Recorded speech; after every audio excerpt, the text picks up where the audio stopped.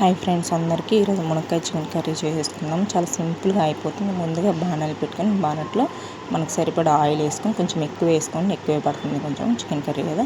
దాల్చిన చెక్క కొంచెం వేసుకొని పెద్ద ఆనియను 2 పచ్చిమిరపకాయలు వేసుకొని కొంచెం వేగాక కరివేపాకు వేసుకోవాలండి. కరివేపాకు కూడా కొంచెం వేగనివ్వాలి లైట్గా. వేగాక అల్లం వెల్లుల్లి పేస్ట్ పసుపు వేసుకోవాలి. ఇంత పసుపు వేసుకొని కలబెట్టుకొని తర్వాత అల్లం వెల్లుల్లి పేస్ట్ వేసుకోండి. నేను చూపిస్తున్నాను కదా అట్లా వేసుకోండి. అల్లం వెల్లుల్లి పేస్ట్ పచ్చివాసన పోయేంత వరకు వేయించుకోండి. ఆయిల్ సపరేట్ అవుతుంది, అప్పుడు దాకా వేయించుకోండి. టమాటా గుజ్జు అండి మిక్సీకి పట్టట్లేదు, మళ్ళీ చేతితో కలుపుకొని తీసుకున్నాను. అది వేసుకొని కొంచెం వేయించుకోవాలి. వేయించుకున్న ఉప్పు సరిపడా ఉప్పు వేసుకోండి. నేను 2 స్పూన్లు వేసుకుంటున్నాను, తక్కువైతే మళ్ళీ వేసుకోవాలి. కలబెట్టుకొని కొంచెం ఆయిల్ బయటకు వచ్చేదాకా 1.5 టేబుల్ స్పూన్ కారం వేసుకుని ఎవరికి రుచికి సరిపడా వాళ్ళు వేసుకోవచ్చు. కొంతమంది కారం ఎక్కువ తింటారు, కొంచెం తక్కువ తింటారు. ధనియాల పొడి కూడా ఇక్కడ వేసుకోండి, ముక్కలకి బాగా పడుతుంది. మనం శుభ్రంగా కడిగి పెట్టుకున్న చికెన్ వేసుకున్నాము. వేసుకొని కొంచెం కలబెట్టుకొని ఈ చికెన్లో నీళ్ళు ఉంటాయి కదండి, ఆ నీళ్ళు కొంచెం బయటికి వచ్చేదాకా వేయించుకోవాలి. తెల్లగడ్డలు వేసుకుంటే అక్కడక్కడ కూరలో తగులుతుంటే బాగుంటుంది టేస్ట్ అనేది.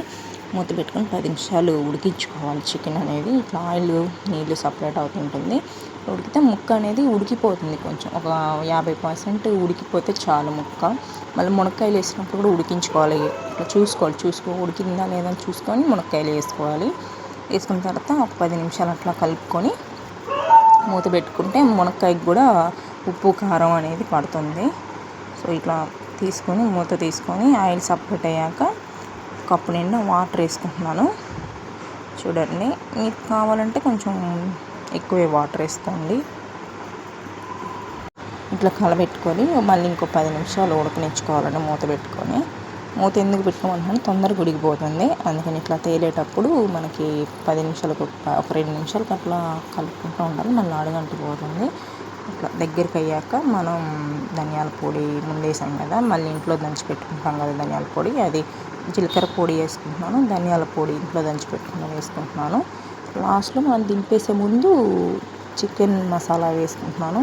ఇది చికెన్ మసాలా అండి. చికెన్ మసాలా, కొత్తిమీర, పుదీనా వేసుకుంటున్నాను. అంతే అండి, చాలా సింపుల్గా అయిపోతుంది. ఎవరైనా చేసుకోవచ్చు.